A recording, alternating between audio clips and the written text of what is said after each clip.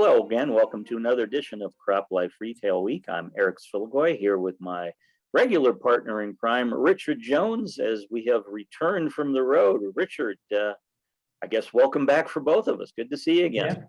Yeah, it is exciting. It's good to be back. We had a great week last week, and now we're hitting the ground running, catching up from all the discussions and the great interactions we had and following up on that and getting ready for what's coming next. Yeah, well, and again, as I know, if for your regular viewer of the program last week, myself and Laura Sawinski, plus special guest Paul Shrimp, the dear departed, were all part of the video where we were actually at the Tech Hub Live event in Indianapolis, which was taking place. And Laura and I shared our takeaways from the meeting, but Richard, you were there as well, running around like a chicken with your head cut off, like the rest of us. Tell me what your takeaways were from Tech Hub that you saw.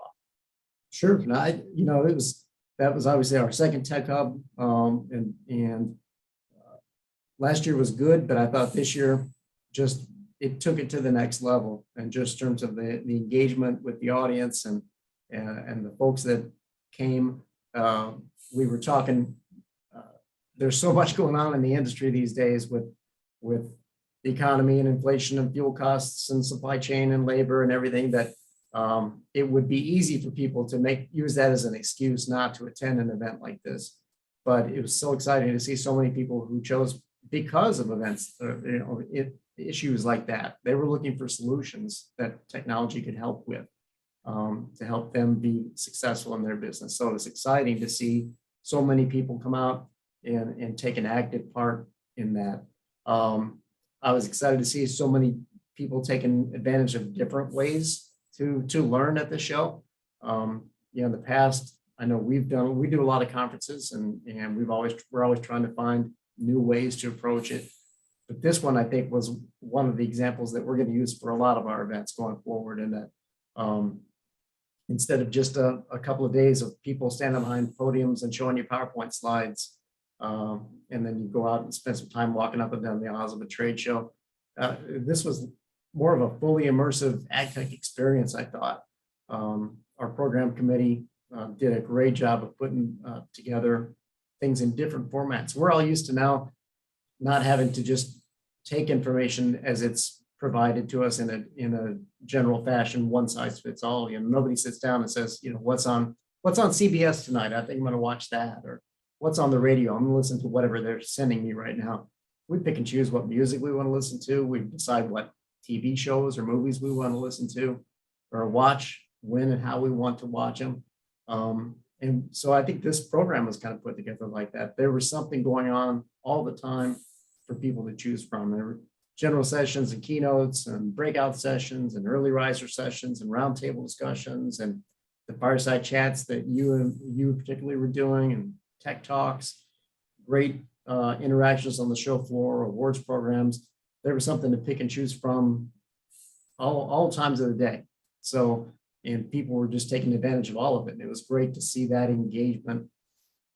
I saw in the sessions themselves, the Q&A was pretty lively, with really good questions and really good interactions with the presenters. It wasn't, again, just a lecture with a couple of perfunctory questions at the end. It was really, people were there to learn and had a lot of great questions and interactions.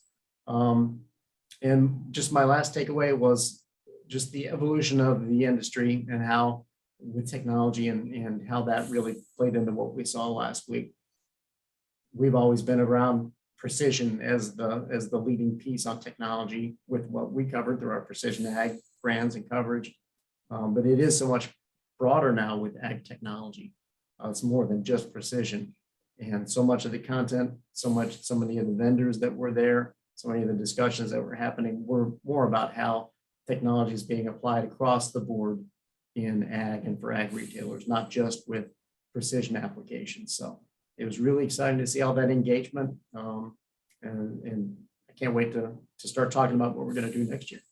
Yeah, no, and again, as you mentioned, the tech talks and the fireside chats. I mean, both Laura Sawinski and I last week had mentioned those, and again, moving forward, folks, if you're a regular viewer of our program, I'm sure we'll be having we were doing videos of all of those sessions, so I'm sure we'll be doing some of the key snippets and takeaways that folks we were talking to at the event, things they had to say. We'll be sharing those with you on this video. So again, stay tuned for future episodes to see more and hear more about what was going on in those. Right. No, that's great. Yeah. So Richard, a couple of bits of information to share with folks, a little bit of news. I know a couple of videos ago, we had talked about our friends at FMC and the fact that they had acquired a biologicals company called BioPhero. And again, that was pretty big news for them.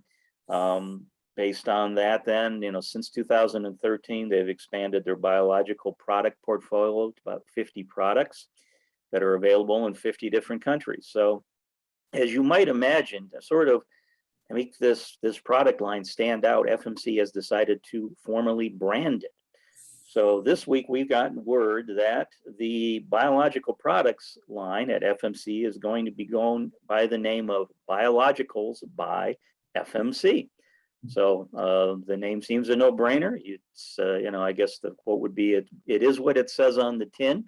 But folks in the future, this shows the company's commitment to that category, along with its traditional crop protection product line. And if in the future, if you're looking for biological products from FMC, check out that branding name, Biologicals by FMC. It's just another indicator of the way things are going. Obviously, traditional synthetics are going to be a part of the puzzle for years to come. There's no getting around that. But biologicals are an increasingly important part of the mix there. And we need those options. That's where so much of the research is happening now. And when you see companies like FMC join the other big basics in getting heavily into the biologicals area, that's telling you something. They believe that's where things are going. And so if you're not fully engaged on biologicals yet, now's the time. Yes, absolutely. And one other thing to share with folks is, I know it was probably causing some heartache, headaches, concerns, possibly with folks that we knew in the marketplace. Earlier this year, of course, we had the strike that happened in Canada with the Canadian rail workers. And I guess there were 12 railway worker unions here in the United States that were threatening to strike come the end of July. But on July 22nd, last Friday, President Biden signed an executive order which basically said that the strike will not take place and instead makes the parties go back to the bargaining table. So now, as of that date, they have 60 days to come to some type of negotiated settlement before there's a next step, which probably would be Congress perhaps stepping in or a mediator of some type coming into play. But again, this prevented 115,000 rail workers from being on strike as of this past weekend, Richard. So again, for supply chain issues in the marketplace that we've been dealing with, this was very good news because stuff will continue to be able to move by rail without any interruption. It's huge news. Hopefully they can work something out that's mutually beneficial for everybody and acceptable, and just keep the supply chain as open as possible, because there's been so many hiccups and stops and starts and challenges over the last couple of years. The last thing anybody needs is more hurdles to get over here. So that's good news. Yeah. So again, if you're a regular viewer of our program, stay tuned as we find out word on if there's some type of an agreement reached, or if we get to the end of the bargaining session and the next moves are coming into play, maybe at the end of September. Like I say, stay tuned. We'll keep you informed on this. Great. All right. Well, Richard, time for your favorite segment of the show, of course. It is time for Fun with Numbers. All right. Here we go. I'm ready. All right. So, Richard, numbers a percentage. That's not a round percentage. So it's 10.4%.